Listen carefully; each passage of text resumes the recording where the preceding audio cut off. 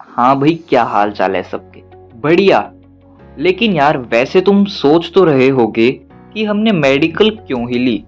कहीं commerce, arts ऐसे subject लेकर बात खत्म करनी थी और यार जिंदगी आराम से कटती 50-60 हज़ार वाली नौकरी में। लेकिन तुम्हें अभी तक एक डॉक्टर का स्टैंडर्ड नहीं पता, जो कि सिर्फ मेडिकल लेने के बाद ही बन सकते हैं। तो आज हम शुरू करते हैं फीमेल रिप्रोडक्टिव सिस्टम, जो कि हमने पिछले एपिसोड में ऐसे ही छोड़ दिया था। फीमेल रिप्रोडक्टिव सिस्टम को मैंने दो भागों में बांट दिया है तुम्हारे इजीनेस के लिए। सबसे पहला है प्राइमरी सेक्स ऑर्गन्स और दूसरा होगा secondary sex organ. Primary sex organ में हम बात करते हैं तो फीमेल रिप्रोडक्टिव सिस्टम में पेयर ऑफ ओवरीज आती है, यानी कि दो ओवरीज। तो हम ओवरीज के बारे में ही अब डिस्कस करते हैं। ओवरीज आर पेयर्ड और आलमंड जैसे स्ट्रक्चर होते हैं और ये फीमेल के पेल्विक रीजन में प्रेजेंट होते हैं। हर एक ओवरी 2 से 4 सेंटीमीटर लॉन्ग होती है। अब वैसे मैं बता देता हूँ कि यहाँ से बोर्ड में कोई क्वेश्चन नहीं पूछते, क्योंकि बहुत ही बेसिक फीचर्स हैं अबाउट ओवरी। क्वेश्चंस बनते हैं इनके फंक्शन से, जैसे कि what are the functions of ovary या ट्रू फॉल्स स्टेटमेंट में पूछे जाते हैं। सबसे पहला ओवरीज का फंक्शन आता है oogenesis। oogenesis मैंने बता रखा है फर्स्ट एपिसोड में ही, वहां जाकर तुम देख लेना। और ये कुछ हार्मोन सिक्रेट करते हैं, जैसे कि ईस्ट्रोजन, प्रोजेस्टेरोन, रिलैक्सिन और इनिबिन। अब मान लो, सिर्फ मानना है, इतना इमेजिन मत करना। ये दो ओवरीज हैं और इनके बाहर ये एक आउटर कवरिंग है। ये आउटर कवरिंग होती है एपिथेलियम, जिसका ज़्यादा कुछ काम नहीं होता, सिर्फ प्रोटेक्शन का ही होता है। यहाँ तक हमारा प्राइमरी सेक्स ऑर्गन वाला पार्ट खत्म हो जाता है। अब हम शुरुआत करेंगे सेकेंडरी सेक्स ऑर्गन की। तो सेकेंडरी सेक्स ऑर्गन में बढ़ने से पहले मैं तुम्हें इसकी टाइप्स बता देता हूँ।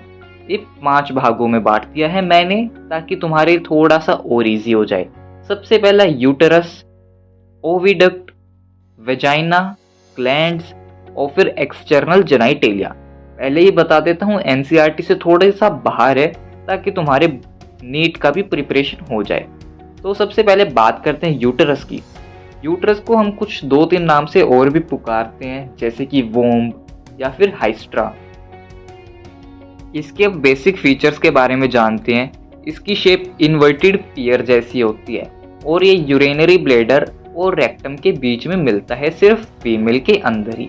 अब कुछ फीमेल ऐसी होती है जो कि अपने यूट्रस को निकालने में इच्छुक होती है सर्जिकली, तो उस सिचुएशन को हम नाम देते हैं hysterectomy. Surgical removal of uterus is known as hysterectomy. Uterus के क्वेश्चंस बनते हैं इसकी 3 लेयर्स से। 3 लेयर्स में भी एक लेयर सबसे इंपॉर्टेंट है, जो कि लास्ट में है। सबसे पहले आती है आउटर मोस्ट लेयर, जिसको नाम देते हैं पेरीमेट्रियम।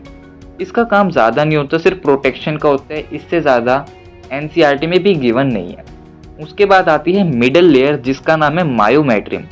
मायोमेट्रियम जो होती है वो मस्कुलर लेयर होती है और ये चाइल्ड बर्थ में हेल्पफुल होती है।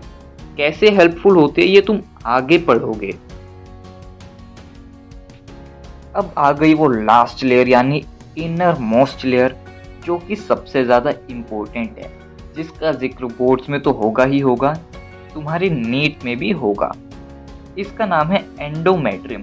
नाम से तुम इतने नए नहीं होंगे, सुन के आए हो तुम ये नाम। तो ये एपिथेलियम और कनेक्टिव टिश्यू से बनती है। ये इकलौती ऐसी लेयर है पूरे यूट्रस में जो कि मेंस्ट्रुअल साइकिल के दौरान साइक्लिक चेंजेस के अंडर को जाती है, यानी कि इसके अंदर कुछ साइक्लिक चेंजेस होते हैं जब मेंस्ट्रुअल साइकिल चल रही होती है फीमेल के अंदर। एक छोटी सी बात और जान लो, इसके फीचर के हिसाब से कैसे भी जान लो बस, कि जो ये वेरिएबल होती है, कि एंडोमेट्रियम वेरिएबल क्यों होती है, क्योंकि मेंस्ट्रुअल साइकिल के दौरान साइक्लिक चेंजेस में जाएगी, तो इसकी थिकनेस इंक्रीज होती रहती है और फिर डिक्रीज होती रहती है। ये बोर्ड्स में पूछा जाता है, जबकि एनसीईआरटी में गिवन नहीं है। यूटेरस की वो 3 लेयर थी, अब यूटेरस के 3 टाइप भी हैं, फंडस, बॉडी और सर्विक्स।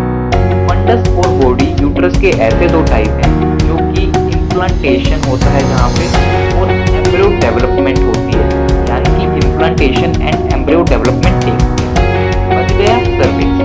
सर्विक्स एक ऐसा पार्ट है यूट्रस का जो कि साइक्लिक चेंजेस में नहीं जाता। फंडस और बॉडी जाएंगे लेकिन सर्विक्स नहीं जाएगा। सर्विक्स के पास पावरफुल मसल्स होती हैं और इसके पास एक नैरो कैनाल होती है जिसको हम बोलते हैं सर्विकल कैनाल।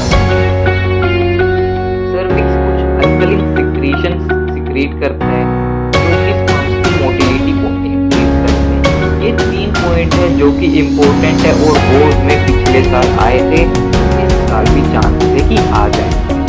सेकंड पार्ट करते हैं सेकेंडरी सेक्स ऑर्गन का जो कि फैलोपियन ट्यूब। ये 10 से 12 सेंटीमीटर लॉन्ग होती है और 3 पार्ट होती है, इन्फंडिबुलम, एंगुला और इस्थ। Infundibulum is the nearest to ovary and the first part of ovary.